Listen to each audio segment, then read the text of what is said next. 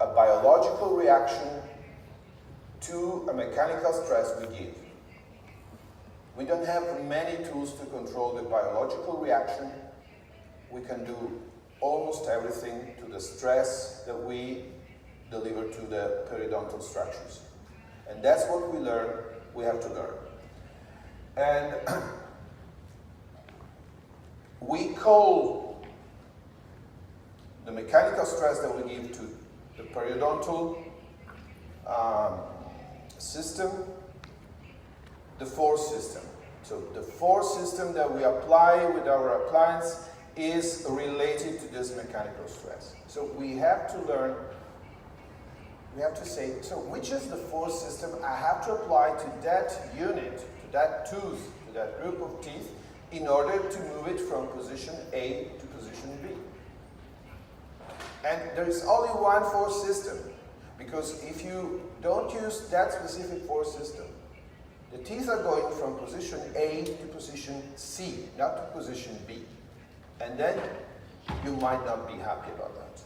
So it's important that we find out this force system. And we will have force systems for all the major movements that we're planning. Not for finishing, not for the small movement you might do at the finishing of the treatment, but for the major movements you have that you are planning at start of treatment. And we base our mechanics design on these four systems. That's what I'm angry with my students when they say, I would apply a transpalatal bar, let's say, whatever, lingual arch, or this kind of cantilever. Because you have to say, I want to move first this unit from A to B. Second, this is the force system that is needed. Third, we start thinking to the appliance. And the appliance has many options. So we can use several mechanics to get the same force system. This is possible, but the force system is only one. And also, as you will see, the force system is what we need to know, the needed force system, to evaluate the needed anchorage, and to, if necessary, to apply a strategy to improve the anchorage. So that's the definition of the necessary force system. We are at this level.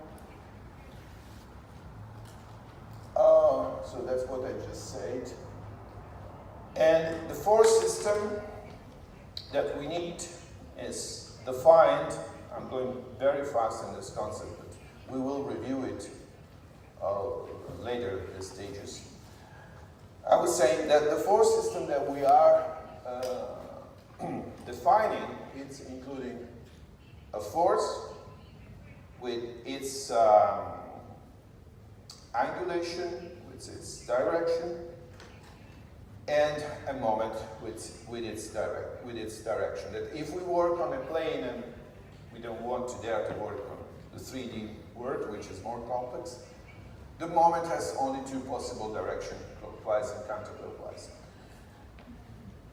And a third thing, that is the moment of force. The ratio between the moment and the force. We don't need to state for the moment the absolute value. So in other words, I don't have a formula to say that that force over there should be 50 grams rather than 30 or 80.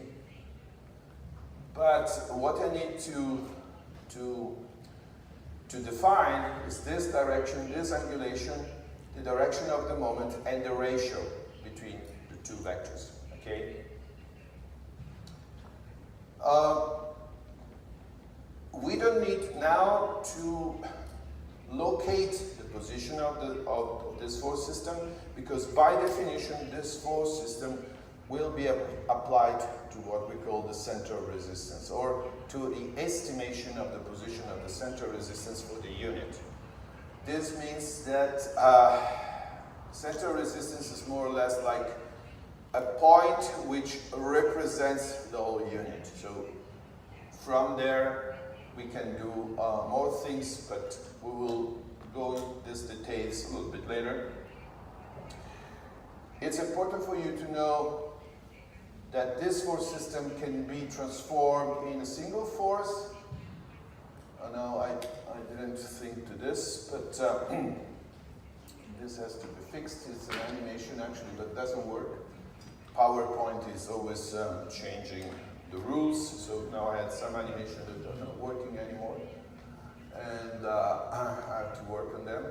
So just imagine that every single force you see represented here is applied to get a different movement. This single force is also what we say equivalent to a force system to the CR. This concept will be described later. But just imagine that, just to let you understand, for every position and angulation of this arrow, this vector, there is a different movement. So there is an infinite variation of what you can do and what you can get. They're not, okay, there are 4 possible movements. No, it's crazy how many different movements you can get. And this is related to the number of force systems, which is also infinite. This is something that we won't have the time to go through very much, but if we work with mechanical stress, if we want to find solutions, we have to be also a little bit some engineers. Low level. Don't get worried. I always tell to my students, I mean, we're not making mathematics which is a very high level, but a mathematics that you have been studying when you were probably 13 or 15 or something like that. You don't need to be a math genius to do that. And this is something that allows you to find solutions where solutions are not immediately visible. It's the capability of our intelligence to find a way when the way is not visible. And that makes a difference. And we have the tool. It's not a question of talent. I mean, I'm not someone who has a gift, and this gift is given only to me. Not at all. I have some knowledge. This knowledge can be transmitted. Is it complicated? A little bit, but nothing that you cannot get. If you have the will to do it, to have some effort to learn it. This mathematics we use, my son of 15 is able to understand it. So, should we say, oh no, that's too complicated? If a boy of 15 can understand this? No, that's not true. That's not possible. I refuse to say that the orthodontists are a group of people who are not able to manage some mathematics that can be understood by a 14 or 15 years old boy. I refuse to believe that, okay? It's just a matter of laziness, I don't know, lack of motivation, and that's why I'm here, to give you some motivation. Now, we don't have the time to go through this, of course, not here. And I don't want to scare anyone.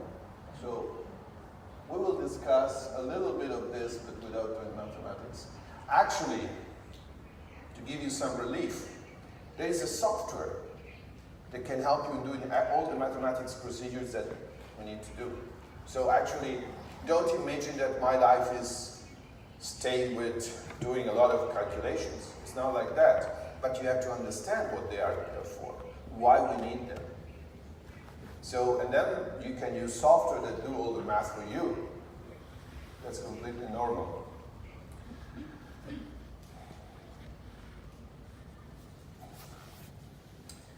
So, in this stage that we are discussing about the force system that is needed, we are, no, it's a little bit, let me go back. I'm often asked, but Giorgio, you are analyzing these movements and you tell me that we need this force system to get this movement. Where is the evidence? And here why it should have been maybe important to spend those 5 minutes about the evidence-based medicine, or in our case, orthodontics. The evidence is based on 2 factors. Basic science, which starts from biomechanics, goes up to static and science of materials, which is something that doesn't need to be demonstrated.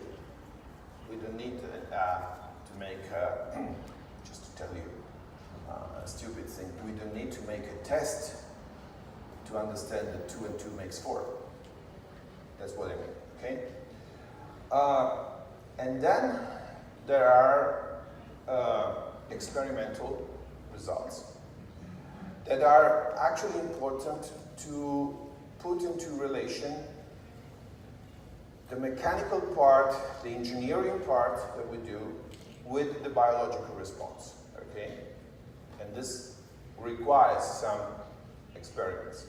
And the experiments that I'm talking about the first at least were done many years ago, starting with the 80s, so it's not something that was done yesterday.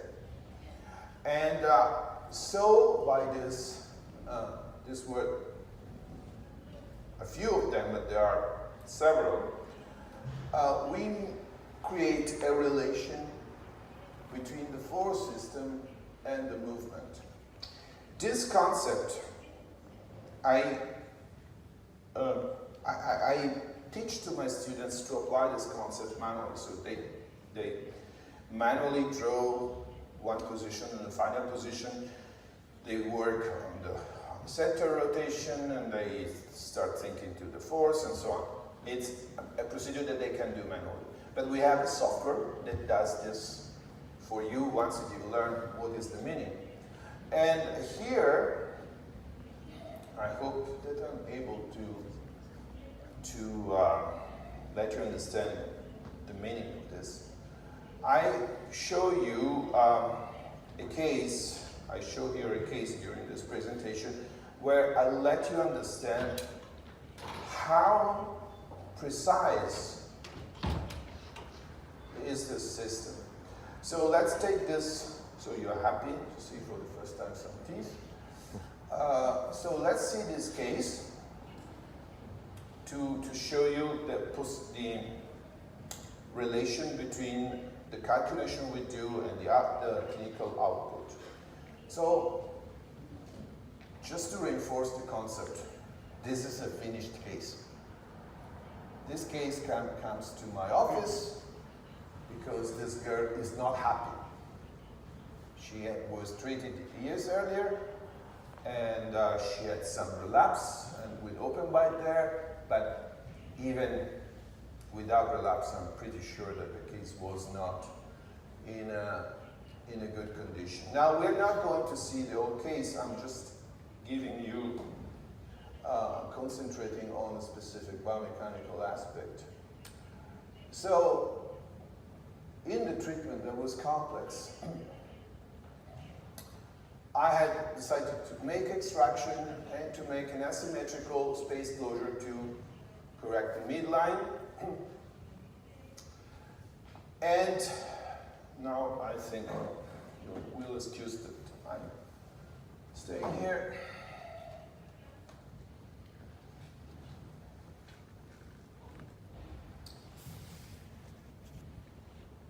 Okay, it's working. And so you should imagine that this group of teeth here, starting from the lateral to the canine, is moving following this direction, this is the vector, and rotating. Every movement can be, we'll see this, can be defined by a translation and a rotation.